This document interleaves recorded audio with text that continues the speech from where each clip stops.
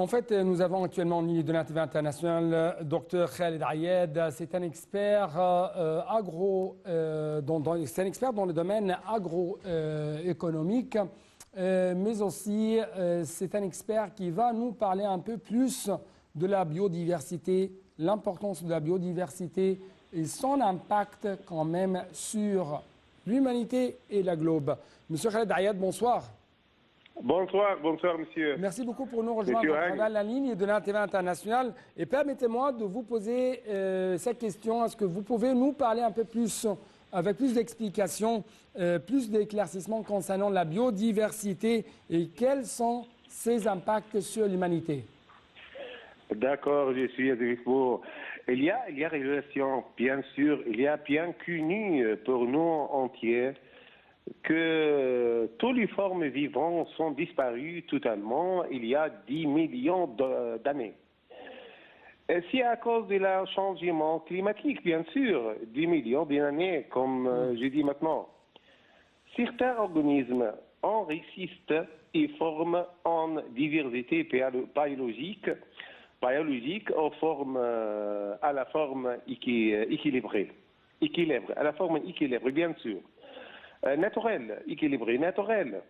Bien qu'il y a 10 organismes vivent sur autre et vice-versa, en forme bénéficie mutuelle. Bénéficie mutuelle, et c'est une histoire, il y a besoin de longues temps d'explication. Ouais. D'accord?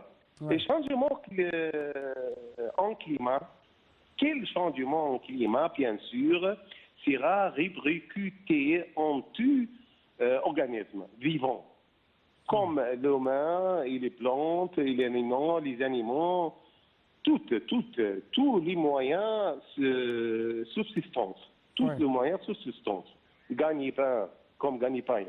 Ouais. D'accord? Alors les créatures sont créées dans l'équilibre naturel, bien sûr, comme je dis maintenant. Et l'extinction de tout objet est un signal d'alarme et signal de catastrophe. L'extinction de tout organisme vivant, elle a disparu de l'envers en raison du changement climatique, comme cela est exactement produit dans le passé chez les dinosaures, est un signal d'alarme et un signal de catastrophe. Ce qui s'est passé se produit à cause de changement climatique. D'accord? Ouais. Pour cela, la diversité biologique doit être préservée telle que Dieu l'a créée. Et dans le même proportion, d'accord? Une augmentation, une diminution. Une augmentation signifie un danger, ainsi qu'une diminution. C'est le même travail de lutte biologique en le domaine d'agriculture. On utilise bien vivants organismes pour lutter contre organismes. D'accord? L'ennemi ça s'appelle l'ennemi de ravageurs vitaux. Sont utilisés. Je le considère en point de mon vue comme un sabotage de l'environnement, car il travaille pour augmenter un organisme vivant au-delà de sa proportion naturelle. Donc, docteur Khaled, vous allez parler des procédures, des mesures qui doivent être prises pour protéger la biodiversité. Ah oui. Je parle de ça parce que, si je peux dire, la présidence égyptienne de la COP 27 s'est tenue, ou plutôt s'est attachée à consacrer une journée à la biodiversité afin d'accélérer l'action climatique dans ce dossier. Donc, encore une fois, d'après votre point de vue, qu'est-ce que nous devons attendre de la COP 27 au niveau des mesures, des procédures de COP 27, au niveau des procédures, au niveau des mesures à prendre pour protéger la biodiversité? Ok, ça va.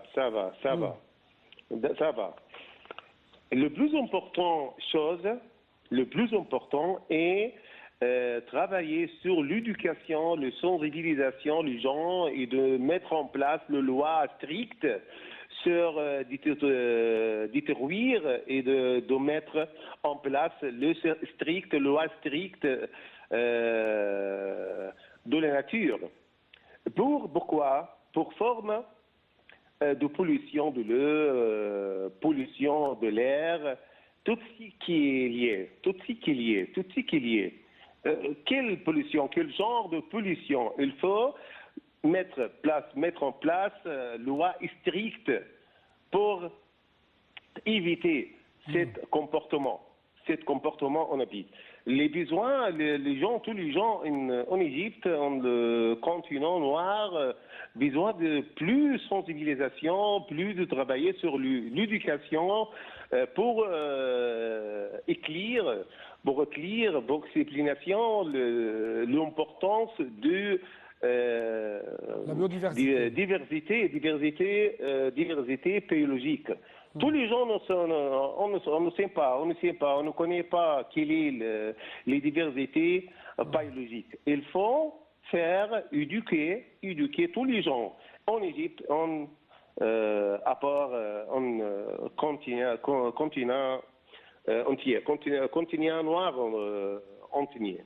Oui, D'accord. mais comment oui, mais comment Je veux dire, en Moyen-Orient, en particulier, et sur le continent noir en général, devons changer le comportement et le mode de pensée des gens, le mode de pensée des gens afin de préserver la vie de la population. Nous devons aussi également travailler pour être de producteurs sciences, non seulement utiliser les sciences, non seulement que vient d'Europe. D'accord? Oui, mais je parle, le docteur Khaled, actuellement, au niveau des industriels, au niveau des hommes d'affaires, comment nous pouvons, ou plutôt comment... Industriel? Ah, ouais, je veux dire... Je parle, ma question c'est comment les industriels, les hommes d'affaires, la main dans la main avec les pays du monde ou les États des pays du monde peuvent vraiment arriver à préserver la biodiversité et arriver en même temps à une sorte de production agricole ou agroalimentaire d'une bonne qualité, mais sans porter atteinte à l'environnement. Et sans porter atteinte, bien sûr, par conséquent, au changement climatique. D'accord. Le changement climatique et les diversités biologiques sont liés les uns les autres. D'accord? Tous les objets sont liés les uns les autres. Par exemple, émissions de carbone provenant de la combinaison de fumée, d'usines, d'autres méfaits humains dans la première couche de l'atmosphère, comme j'ai dit avant, d'accord? Tout ça affecte bien sûr les plantes, le plus important de la vie, les plantes qui ont qu'on vit sur les plantes, l'animal vit sur les plantes, tous les organismes vivants sur les plantes. Ok? Et ben, quel changement de climatique, bien sûr, affecte sur les plantes. C'est un signe catastrophique. Catastrophique. Oui, Okay? je crois, monsieur le docteur, je crois que l'Égypte a lancé une initiative concernant le fait de comment planter presque 100 000 arbres ou quelque chose comme ça. Ah oui. C'est l'affaire de l'Égypte seulement, de tout le monde entier, 6 mois là, 6 jours là, vers le planter 10 arbres pour absorber le carbone, l'émission du carbone dans l'envers. Parce que il y a beaucoup de tonnes d'émissions carbone d'accord? Ils mesurent les tri, quel tri, combien de tonnes le tri peut absorber de émissions carbone, d'accord? Et mesurer avant combien de têtes des arbres, combien des arbres dans l'entier, dans l'envers, hein, il faut planter, d'accord? Parce que il y a beaucoup de temps d'émissions mesurées avant. On a connu combien de carbone, d'émissions de carbone, d'accord? Oui, oui. À bien encore, il faut planter combien de terre. Le terre, les arbres qui absorbent cette émission. Émissions carboniques. Ouais. D'accord? Ouais, ouais. C'est l'affaire de l'Égypte. Non en Égypte seulement, par le faire de tout le monde. Ouais, mais dernière question concernant, si je peux dire, concernant l'eau. Est-ce que nous pouvons garantir une telle quantité d'eau pour faire une sorte d'implanter les arbres et ainsi de suite? Ah oui.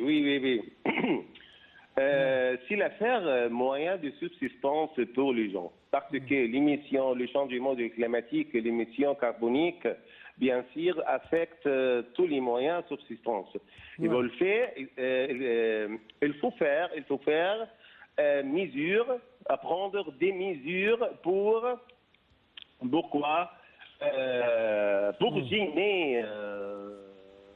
gêner ces émissions carboniques de l'air. Ouais. Ah oui. Oui, docteur Khaled Ayad, je sais que vous êtes très occupé, mais merci beaucoup pour de tels éclaircissements de votre part en ce qui concerne la biodiversité, l'importance de ça pour l'humanité et l'impact de l'absence de ça sur le globe en général. Donc, je dois passer à une autre information, mais après cette petite pause.